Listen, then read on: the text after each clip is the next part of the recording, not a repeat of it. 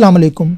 इस वीडियो में हम सीखेंगे किस तरह से कंडीशनल फॉर्मेटिंग में फार्मूला का इस्तेमाल किया जाता है। मेरा नाम है मजहर इमानुएल और आप देख रहे हैं यूट्यूब चैनल मजहर इमानुएल। दोस्तों, ये मेरे पास एक मार्क लिस्ट मौजूद है और इस मार्क लिस्ट के ऊपर मैंने एक नेम लिस्ट तैयार की हुई है। ये है जी नेम लिस्ट। अब मैं इस नेम लिस्ट में से जिस भी नाम को सिलेक्ट करूंगा उससे रिलेटेड एंटायर रो जो है वो हाईलाइट हो जाएगी, जिससे मुझे इनकी डिटेल हासिल करने में काफ़ी आसानी होगी।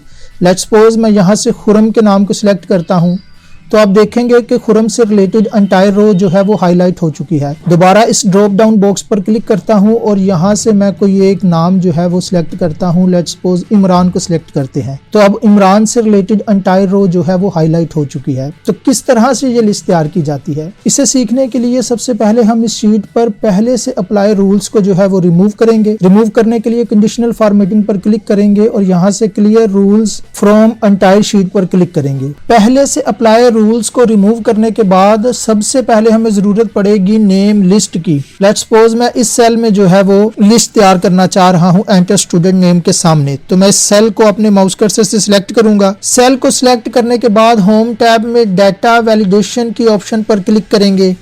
ये रहा जी डाटा वैलिडेशन। इसके साथ बने हुए छोटे से एरो पर क्लिक करेंगे। फर्स्ट वन ऑप्शन है जी डाटा वैलिडेशन। इस पर क्लिक करें तो एक नई विंडो डाटा वैलिडेशन के नाम से अपीयर होगी। इस विंडो में फर्स्ट पोर्शन में से आप सिलेक्ट करेंगे लिस्ट। जैसे ही आप लिस्ट सिलेक्ट करेंगे एक नया टैब अपीयर हो जाएगा सोर्स के नाम से। अब आपको यहाँ पर क्लिक करना है। क्लिक करने के बाद आपने अपने उस सेल को सिलेक्ट करना है जिसमें आपके नेम लिखे हुए हैं। तो ये है जी मेरे पास नेम्स। इन नेम्स को माउस की मदद से ड्रैग करके जो है वो सिलेक्ट करेंगे। नेम सिलेक्ट करने के बाद विंडो में मौजूद ओके के बटन पर क्लिक करेंगे। दोबारा अपने उस पर्टिकुलर सेल पर जाएंगे तो अब आप देखेंगे कि इस सेल के साथ आपको एक ड्रॉप डाउन बॉक्स जो है वो मिल जाएगा। इस छोटे से एरो पर क्लिक करेंगे तो वो तमाम नाम जिन्हें आपने सिलेक्ट किया है वो आपको यहाँ पर मिलेंगे।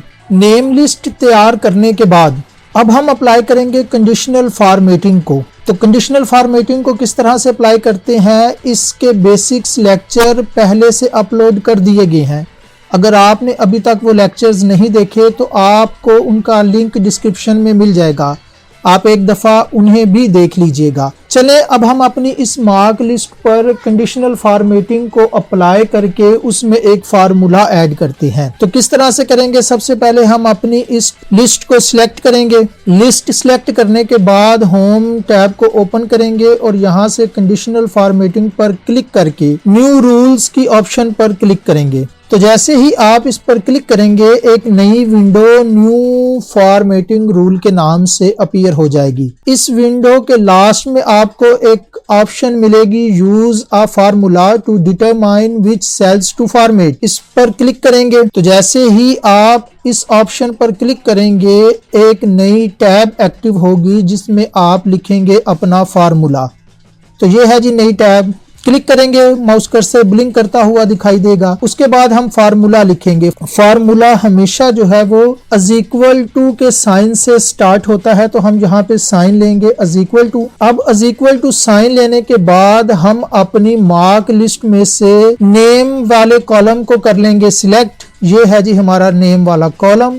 अब चाहे तो पूरा कॉलम सिलेक्ट करें और अगर चाहे तो सिर्फ उन्हीं सेल्स को सिलेक्ट करें जिनमें आपके नेम लिखे हुए हैं। तो मैंने अपने उन सेल्स को सिलेक्ट कर लिया जिनमें मेरे नेम्स लिखे हुए हैं। अब उन्हें सिलेक्ट करने के बाद अगर आप देखें इस फार्मूला में $A $B, अब ये डॉलर का साइन जो है वो एब्सोल्यूट रेफरेंस के लिए इस्तेमाल किया जाता है। अब कॉलम ए के लिए तो फिक्स रेफरेंस ठीक है, लेकिन रो हम पूरी जो है वो हाईलाइट करना चाहते हैं, तो इसलिए हम रो नंबर 2 से पहले जो डॉलर का साइन है इसे हम कर देंगे खत्म। हमारा फार्मूला होगा इज इक्वल $A2। ठीक है जी। अब हम लास्ट पे अपने माउस कर्सर को लाएंगे 19 के बाद, यहाँ पर क्लिक करेंगे और दोबारा इज इक्वल टू टाइप करने के बाद हम उस सेल को सिलेक्ट करेंगे जिसमें हमने अपनी नेम लिस्ट का ड्रॉप डाउन बॉक्स बनाया हुआ है। तो ये है जी वो हमारा सेल, ये रहा जिसपे अदनान लिखा हुआ है।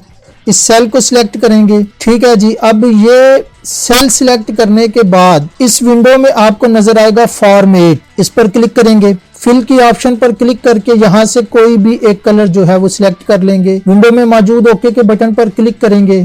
दोबारा ओके के बटन पर क्लिक करेंगे तो अब आप देख सकते हैं कि जो नाप ऊपर इस सेल में सिलेक्ट है उसकी एंटायर रो जो है वो हाईलाइट हो चुकी है। अब अगर मैं इस ड्रॉप डाउन बॉक्स पर क्लिक करूं और यहां से अदनान की बजाय मैं इमरान वाले नाम को सिलेक्ट करूं तो इमरान से रिलेटेड एंटायर रो जो है वो हाईलाइट हो चुकी है। इसी तरह से आप अपनी मार्क लिस्ट में से किसी भी नाम को सिलेक्ट करेंगे। लेट्स सपोज हम कर लेते हैं जी राशिद को, ठीक है जी, ये राशिद पे क्लिक किया तो राशिद की डिटेल जो है वो हाईलाइट हो जाएगी। तो इस तरह से आप कंडीशनल फॉर्मेटिंग में फार्मूला का इस्तेमाल कर सकते हैं। वीडियो कैसी लगी कमेंट सेक्शन में अपनी राय का इजहार जरूर कीजिएगा। अगर आप माइक्रोसॉफ्ट एक्सेल या माइक्रोसॉफ्ट वर्ड सीखना चाहते हैं तो हमारे चैनल को सब्सक्राइब कर लें। खुदा हाफिज।